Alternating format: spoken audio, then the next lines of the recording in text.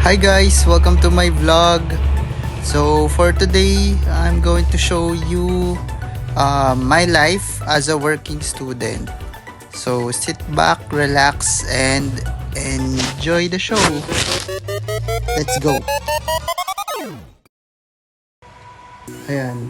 So ito yung isa sa mga ginagawa ko to maintain my mental health. Naglalaro ako whenever I have free time. Kasi pag puro aral lang ang sakit sa ulo, talagang na-experience ko na lalo pag exam week na pag puro aral, tapos wala kang tulog, sobrang hirap, sobrang sakit sa ulo. Talagang hindi siya advisable na gawin everyday. So whenever I have free time, ayan, naglalaro ako. And masarap, nakaka-relax maglaro ng ganito. Dagdag ko pa yung stress sa social media. 'Di ba? Pag masyado ka nabababad sa social media, ang daming nakaka-stress na nakikita mo. Kahit hindi naman yung tungkol sa'yo, nakaka-stress pa rin. Ayan, another video na naglalaro ako. Ayan, panoorin nyo na lang yung paglalaro ko. Wala na ako okay na yan. Panoorin mo na yan, malapit na yan matapos. Ayan. And dagdag ko rin pala na ito ako as a person. I'm a gamer. So lahat ng klase ng laro nilalaro ko.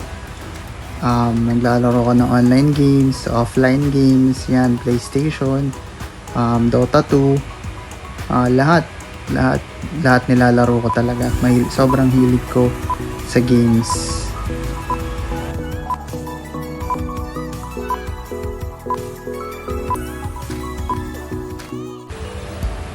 And as you can see, yan sa screen, I'm also a working student. So, ayan, at night, yun yung ginagawa ko. I work Monday to Friday, 8 to 5. 8 to 5 yung work ko. Full time. I'm working full time as well. So, very, very convenient din yung schedule ko. Kasi hindi siya nagko-conflict sa lahat ng klase ko. Yun lang, mahirap kasi walang tulog. Yun yung pinaka mahirap na kalaban, yung tulog. Siyempre, mahirap pumasok sa school ng walang tulog. Diba? So, ginagawa ko na lang, within shift, tutulog ako. Para kahit papano sa morning, okay yung pakaramdam ko. Ayan.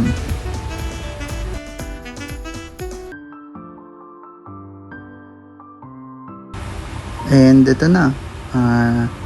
I'm going to school. Papasok na ako. Ayan, dyan lagi ako dumadaan. Yan yung palagi kong stairs na dinadaanan. And yan, after class, nag-aaral din ako. Lalo kapag may subject ako na nagpa-break. Lalo sa ANAFI, kapag break time namin, yan, hindi naman ako pwedeng umuwi. Kaya nag-aaral na lang ako.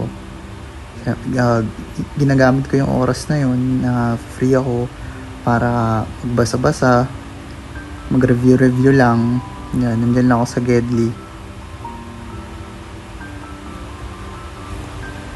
Actually nga mas nag-enjoy ako na hybrid ang classes kasi yun, may time ako marami akong time na nasa bahay ako, marami akong nagagawa, marami akong extracurricular activities na nagagawa, hindi lang focus sa school. Kasi before, nung nag-aaral pa rin ako sa UE, na-experience ko na yung araw-araw pumapasok, lalo from San Mateo pa ako to papasok ako papunta sa UE, sa Manila. So grabe yung biyahe ko. Biyahe pa lang, inaabot na ng 2 hours. Tas papunta pa lang yun, pauwi pa another 2 hours. So wala ka na talagang nagagawa na kahit ano. Pag uwi mo, mag-aaral ka na lang. Then, yun. Tas pagka tutulog ka, pagkatapos mo mag-aaral, tutulog ka. Then, pasok ulit sa school. Ayun lang, repeat lang. So, very, very fortunate na nagkaroon ng hybrid setup sa mga schools ngayon kasi hindi na ako sobrang hirap na hirap. Kasi isipin mo, papasok ako everyday tapos may work pa ako. So, sobrang hirap nun. So, baka di ko kayanin pag ganun. Susukuan talaga ng hindi man ako susuko pero malamang sa malamang yung katawan ko susukuan ako. Then yan, pakita ko lang yung ginagawa namin sa Hanafi. Nagde-demo si Ma'am Venus. Yan. Syempre, videoan natin para may may proof na pumapasok sa school.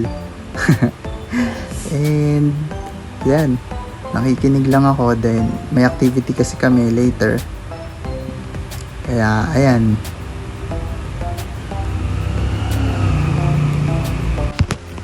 Sobrang dami ko natututunan sa course na to, sa nursing sa Fatima.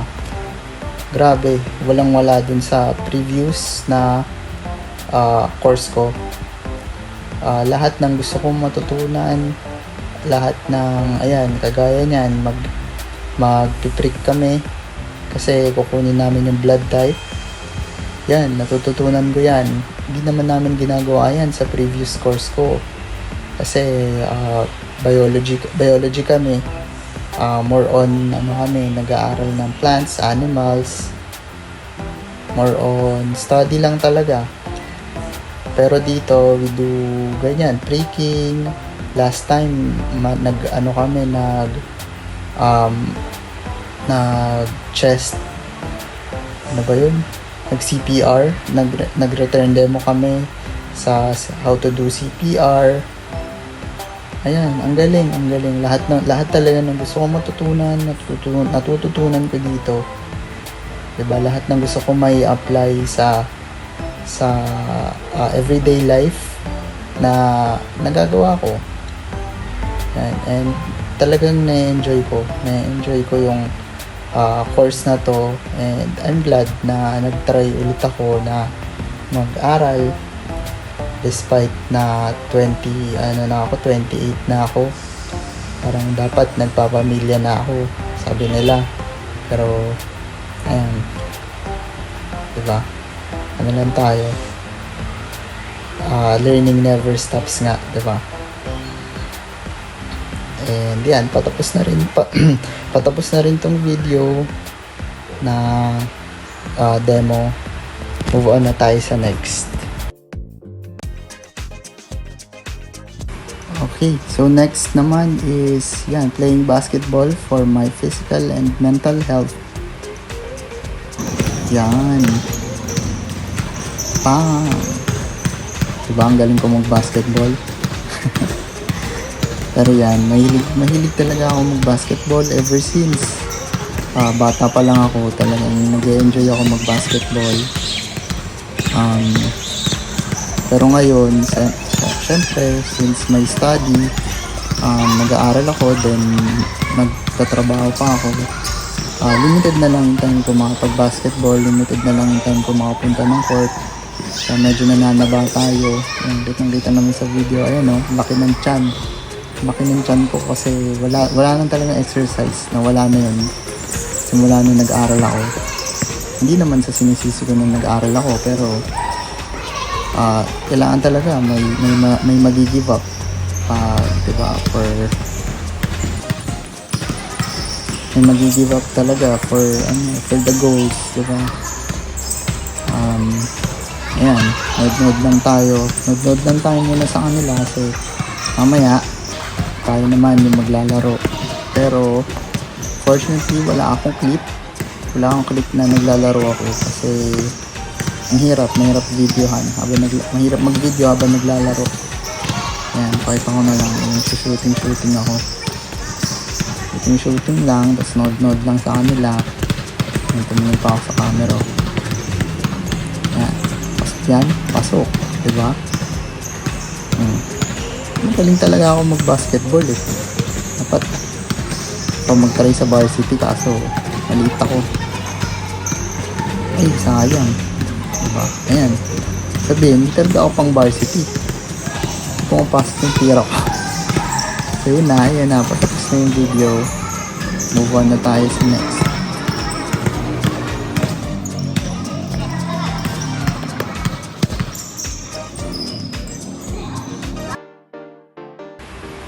Ayan, studying at home. So, ayan, yung kadalasan na ginagawa ko para matuto. Ayan. Nanonood ako ng mga recorded lectures, and habang nanonood ako ng recorded lectures, nag-notes ako, and nag-highlights ako, kasi yun yung effective sa akin, yung effective learning para sa akin. Visual learner, ay mas naiintindihan ko yung ina-explain sa akin kapag nakikita ko, and kapag may pag gumagana yung kamay ko, pag nagsusulat ako or may hina-highlight ako, mas naiintindihan ko yung tinuturo sa akin, yung lesson. Yun, mas nakakaintindi ako kapag ganun. Hindi ako yung narinig ko lang, yun maaalala ko na. Hindi ako ganun. Mas gusto ko talaga yung gumagana yung utak tsaka yung kamay ko. Ayan, ganyan lang ako, naka-headset habang nag-aaral sa harap ng TV. Minsan binubuksan ko yung TV para nanonood ako. Minsan kasi naantok din ako habang nakikinig sa mga recorded lectures. So para hindi ako makaantok, binubuksan ko yung TV.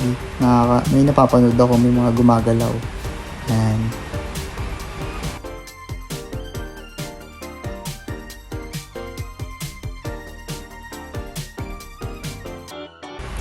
Ito ang gusto ko rin ginagawa. Nag-enjoy din ako, na-enjoy ko rin. Umaalis-alis din ako kapag after na exam week. Kasi wala kumbaga nagse-celebrate ako kasi tapos na yung exam week. Nakalagpas na. Yan. Diba? Yan, enjoy lang with friends. Yan, picture, laki ng tiyan pero picture pa rin, diba? Tanggal na lang, kapal lang ng mukha. Yan, after. Ganda ng lake na pinuntahan namin sa may Laguna lang yan. Ganda ng lake. Yan, feeling dragon boat team, pero hindi naman talaga ako nagpapagalaw ng balsa, may naghihila sa akin. And yan, diba, ang ganda. Medyo malabo lang yung video. Yan, yung swimming with friends, picture, ang labo, pero ayan ako with friends. Diba? Ang ganda ng picture. Sobrang enjoy yung lugar na yan. And recommended sa Laguna. Sarap pa ng food dyan, as in. Diba? Ang ganda ng lake.